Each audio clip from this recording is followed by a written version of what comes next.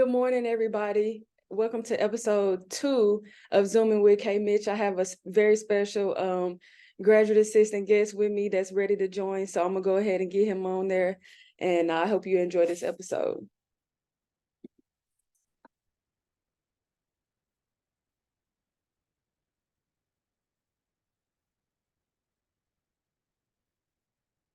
Hey, you on here? Yeah, I'm on here.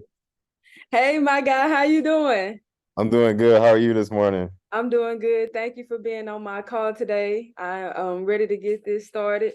Um, I would like for you to kind of introduce yourself, kind of get into the master program, tell them the master program you're in, your hometown, your school. We see you repping it right now, but go I'm ahead. I'm always repping. I feel I'm you. Me too. I repping. got mine on. So go ahead and introduce yourself. Okay, well I'm gonna just start.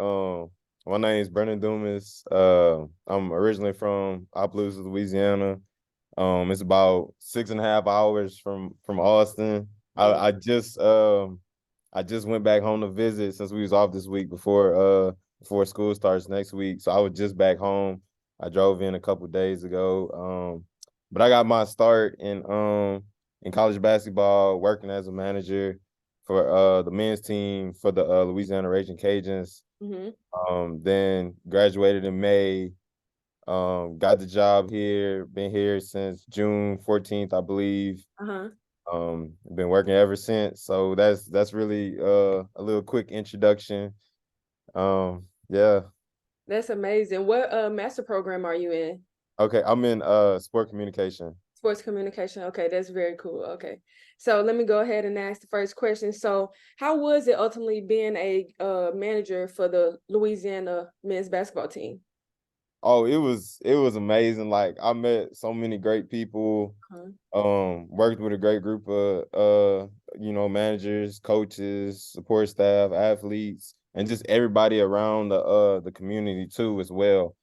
Um, me being from Louisiana, I was familiar with the area. Lafayette is where the school is at, and that's about 45 minutes from my hometown, Opelousas. So it was really close. Uh-huh. So I was only about 40 minutes away from like home.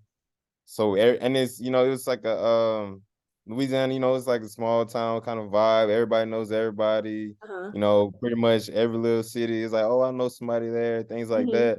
So it's always cool to see because we actually had in all Louisiana D1 teams, we had the most players from the state of Louisiana. We had Wow. 9 guys Uh-huh. from Louisiana. So we like the whole group, they always talking on road trips when we eating team meals. Oh, Yeah. remember that game? Our junior year, this and that. Uh-huh. It's like, oh, we Yeah. going back and forth. And a couple Uh-huh. of guys played JUCO too. So Okay. JUCO ball, they ended up matching up again too. So they got AAU stories, high school stories, JUCO stories, and then Uh-huh. now playing together, they had college stories. So it was just like the team chemistry was really there. And like I said, everybody was like real close, and it was like a family atmosphere. That's cool. I think that's amazing how like so many of them was from Louisiana. That way it's kind of like that close knit, Louisiana, type of swag on the team. And y'all did y'all end up winning like the Sun Belt? Was it Yeah, the we finished the year 26-8. We had a uh 10-game win streak starting the third game of conference because we actually started conference play 0-2, and uh-huh. we finished non-conference 11-1, Uh-huh. something like that. So we had a really strong non-conference. And then That's we a started off conference 0-2. So uh-huh. everybody's like, okay, let's lock in. We know Hmm. what we do. We seen it in non-conference. So right after that, we went on a 10-game win streak. Obviously went from last place to first place. And then we Hmm. kept it was us and Southern Miss, and we kept battling like we flip flop every week, 1 and 2. So we ended up finishing second place in the regular season, Hmm. with the record with a 26-8. And then went to the conference tournament. Since we were the second overall seed, we got to skip the Got a first two bye. rounds. Uh-huh. So we had 3 games back to back. We played the quarterfinal, the semifinal, and then the final. Hmm. Won it, got to March Madness. It was Wow. the first time the school got to March Madness in That's 9 years. amazing. since 2014. And then also my senior year too. So all my years of college, I had never got to experience March Madness. And I was like, man, like we gotta do it this year. It's my last year. You know, like the whole fan base, they all saying like we got a great team, like we can do it.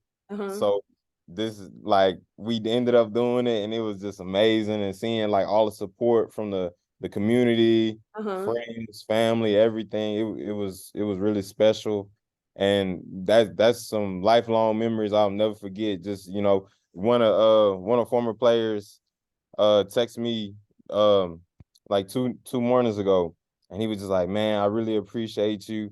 Like that was a great year. Like it's some things I'll never forget. And I was like, man, honestly, I think about that almost every day, because it's just like I keep up with all my old friends and coaches. Uh-huh. Like we talk pretty much every day.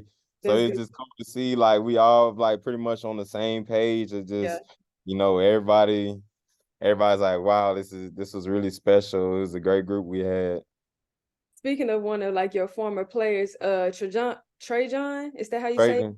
Yeah, Trajan. So I'm trying to get him on the call. I see he's the Texas Tech men GA, so I'm gonna get him on the call probably tomorrow or something. And I was telling him about how I was talking to you today. He's like, that's my guy. So I think that's amazing how you kind of build those lifelong relationships with friends and people that you can cherish forever and everything. So that's great. Yeah, Uh Trey was our point guard huh. my first couple years. He ended up transferring last year to Prairie View A&M for his additional year eligibility with the COVID stuff. Um but he was great. He was always in the gym. He was always texting me like, "Oh, let's get in the gym. Let's Huh. get up shots." So, and he was really good. He was a great floor general. So like that, he was one of my guys for real. Yeah, that's cool. So, okay, so you was with the men's side and then you switched. Now you with the women's side. So how did this opportunity come about being a GA for Texas women basketball and being able to be with such a great monumental coach as in Vic Schaefer? So was that, or how did that come about? Honestly, when I graduated, I always knew I wanted to be a GA. Since from Uh-huh. when I started being man, I was like, I want to be a manager, and I want to be a GA, and I want to eventually get into coaching. So graduated. Well, actually, it was probably before I graduated, I started reaching out. The season ended in March. Then I started building my resume and just, Mhm. reaching out to different coaches like, hey, coach, would it be okay if I use it as a reference on my resume, things like that, Right. type up my cover letter. And so I started reaching out to coaches all across the country. And honestly, I reached out to a lot of men's coaches because I was on the men's side, so I knew a Right. lot of men's coaches. But honestly, one day I had a comment because we was real close with the women's coaches in my school too, because we shared the same facility. So Right. they would practice before us or after us. We would like flip flop schedules. Mm-hmm. So honestly, Coach Adrian Sanders from the Louisiana women's team was Mm-hmm. talking to me one day, and she was like, "Oh, Brennan, since you finished your season and you're about to graduate, like, what's your next steps?" And I was like, "Honestly, Coach, I want to become a GA." And Mm-hmm. then she was like, okay, that's great. And she was just like, keep your options open. You never know what opportunity is going to present itself. And I was like, yeah, for sure. And then she was like, we just kept talking. And then eventually she went on to say, just like, you never know. Like, I know you work in men's and you probably want to stay on the men's side. Like, I know some people like only want to do that. And then she was like, you never know, like a women's team might be a great opportunity for you too. And I Right. was like, honestly, coach, I love to work on the women's side because you see the whole Iowa versus LSU, and then Yeah. Louisiana too, so everybody's talking about it. Uh-huh. And then like you see the trend is just going upward. So I was Right. like, I love to work in women's basketball. Like I didn't experience the men's side, so I was like, man, I would love to do it. And then she was like, honestly, that I'm glad you said that. Like, keep your options open. You know, she's like, yeah, if that's something you want to do, maybe start reaching out to women's coaches too. So I Okay. was just thinking, and it's funny because we played the men's team at Texas last season. Uh-huh. So and Texas has a brand new arena, the Moody Center Yeah, is it's super nice, nice. state of the art. So I was just thinking, I was like, okay, she said, maybe reach out to women's teams. I was thinking, and I was like, oh, I remember we played Texas. And then I know our women's team, they played Texas too. Uh-huh. So I was like, okay, maybe. maybe Texas. I just had this weird feeling of Texas, like something was telling me. So I went to my office, got on my laptop, and I was like, because each coach I reached out to, I sent them like an individual personalized email. Like I don't want to, send a copy and paste like Right. hi, names, whatever. Like I sent them like a personalized. So I kind of sent them, like, hi, my name's Brennan. I'm about to graduate. I'm interested in becoming a GA at your school. And I was just like, I kind of went on saying like, I'm familiar with the program. I actually just was in Austin when we played against y'all men's team, things of that nature. And then about a week or two later, I ended up getting a text from Coach Lena Lovato, and then she was like, "Hey, are you still looking for a GA position somewhere?" And I was like, "Actually, Coach, I really am." And she's like, "Okay, in the next few days, we're gonna start reaching out and kind of speeding up the process and getting serious with everything." And then the next day, I was in the office because I was still helping out my team and stuff like with the Raging Cajuns. So I was in the office and our head coach walks in, Coach Bob Marlin. He's a great coach. He's really helped me out throughout my just the start of my journey. But he walks in, he's like, "Hey, Brendan, did you start reaching out to different programs and stuff?" And I was like, "Yeah, coach, I reached out to, different places here and there."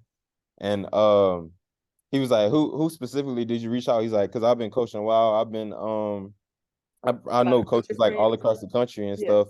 So I gave him a list, and then I was like, and honestly, coach, I reached out to the Texas Longhorns on the women's side. And he was like, really? Like you'd be interested in working women's? I was like, yeah, I'd love to. And he's like, I know Vic Schaefer. And I was like, Coach, how you know him? And he's like, oh, he's from Texas, and Coach Schaefer started his head coaching career at Sam Houston State. And Okay. my coach, Bob Marlin, he started his head coaching career at Sam Houston State. Wow. So that's how they kind of crossed paths and knew each other. And actually, Coach Marlin is from Tupelo, Mississippi. And as you know, Coach Vic Schaefer was the head coach of Mississippi State Bulldogs for a long time. So they kind of had that connection. So Wow. he's like, honestly, Brennan, if you really want to go to Texas, I know Vic Schaefer. I can reach out. I can, let him know like you're interested. And he's like, honestly, I'm gonna call him right now. So he goes in his office and he's like, "Hey Siri, call Vic Schaefer." So Siri calls him. Siri calls him, and he talks on the phone. He's like, "Oh man, one of my managers, he's about to graduate. He said he's reached out. Uh, he's a great guy. They just go on talking and they catching up about coaching stuff because I guess they hadn't talked in a while. And then he's like, "Yeah, man, honestly, uh, we started reaching out to him, so we're gonna start speeding up the process too. So Right. Wow.